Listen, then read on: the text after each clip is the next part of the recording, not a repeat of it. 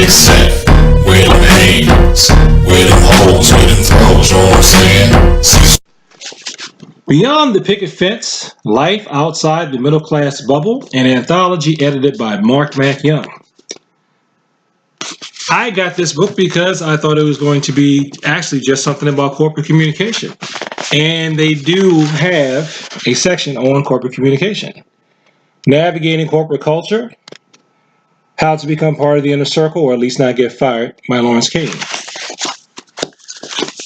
So yes, this book does cover corporate communications and how to communicate at the workplace. But it really does go beyond the picket fence. It covers how to handle people from different levels of society and basically how you can navigate through different social-economic backgrounds and different cultures in the world without being a world-class jerk. So, kudos to Marc Young for writing this book. And I wanted this to just be a book review. Again, it's called Beyond the Picket Fence, Life Outside the Middle Class Bubble, edited by Marc Young. But I think this is going to turn into a bit of a rant too, because there are a couple of points that I want to bring out. And don't think you can just watch this video and get the whole book. It's much more complicated than that. This is a book that you should read, put away, and come back to every once in a while, and use it as a reference for when you have different issues, or you just want to get different perspectives on things. Like, I can't even show that title. There is some language in this book, so be warned, okay? Like, it's nice to be nice. You should really check that one out. You should check out all of these articles in here. But for me personally, one thing that really is making me go on a rant, and it's not because I disagree with it, it's because I'm glad he put it down. Now, I can't say I agree with it to the degree that he says in this book, and I think I'm probably just being Mr. Delusional Positive Man. But, how can I say this politely? There are people who try to take advantage of the fact that you are not supposed to hit them. They use that excuse to be extremely demeaning, extremely insulting, even violent. Okay? Very hostile, very aggressive. They behave in this manner because they know that by the mandates of the environment that you're in or the culture that you're in, you're not supposed to hit them. Now, he talks about two types of cultures. You have honor culture and dignity culture.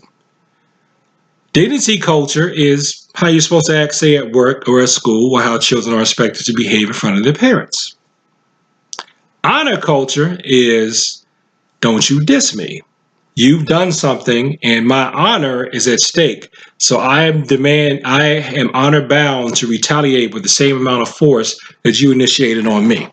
Here's an example of how when people think that they're still in dignity culture, but they do something in an environment or setting with the group of people that are operated by honor culture, and they get in trouble. And I'm not saying this is correct. Don't bring it here. I'm saying this is what it is. And the most popular video on my channel at the time of this recording speaks to this. The phenomenon of, I'm a woman, so a man is not supposed to hit me. Okay?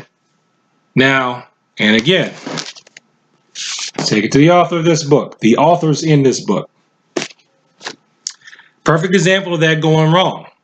A woman feels like no matter what she does, a man's not supposed to hit her. And that's how I feel. But there are people in the world who don't agree with that, and they will hit you back.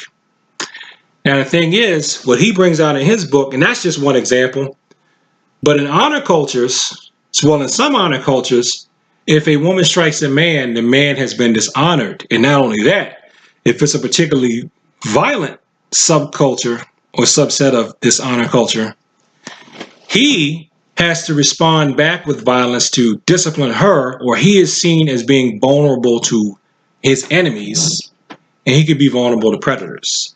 Because in some honor cultures, you cannot look weak. If you look weak, you are vulnerable to attack. So think about that. Think about it like Dothraki, Game of Thrones. That would be one of the best examples of honor culture, but that's not the only example of honor culture. Look at the samurai. Look at the samurai culture. If they felt like if the men lost their honor in that culture, they took their lives. That's just how serious it is.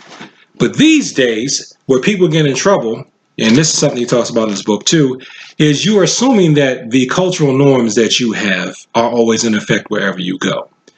No, you cannot do that. Just like you cannot behave at work the same way you may behave at home. It's like you can't behave at grandma's house the same way you behave with the fellas on the corner.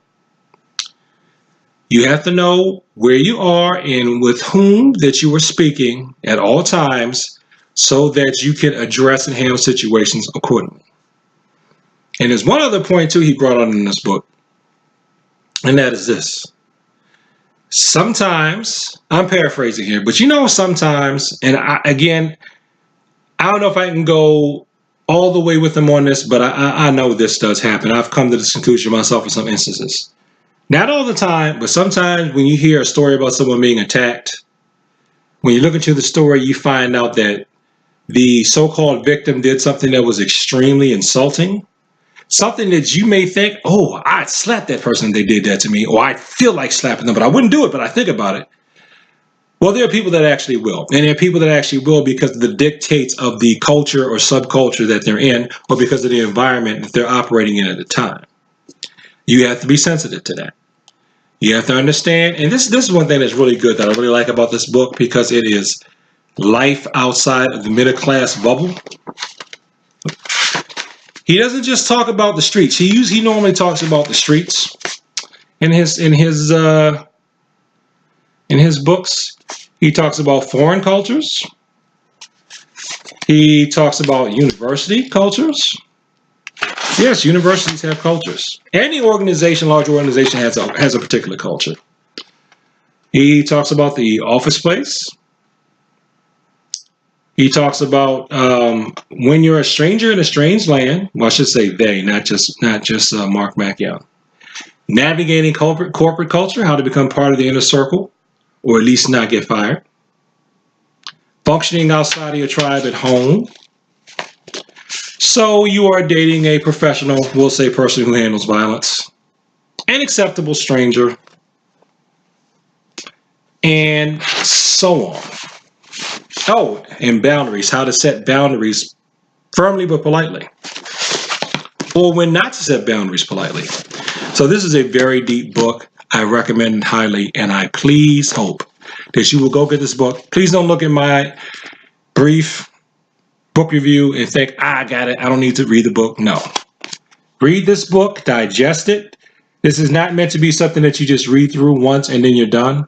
Take the time to really read this book and refer back to it from time to time because I know that I will. Like I did with the Tao Te Ching. I'm going to be going back in this and looking at this from time to time. Refer to it. Recommend it to your friends. I would say this book is really, really good for people who are in their late teens and 20s. But sometimes the rest of us need to be reminded of how to talk to people and how to interact with people who are not exactly like us. So thanks for watching this video. Like, comment, and subscribe. Please share this with people like to talk about the martial arts. Again, the book is Beyond the Picket Fence, Life Outside the Middle Class Bubble, edited by Marc Young. A book about communications, culture, and beyond. And peace.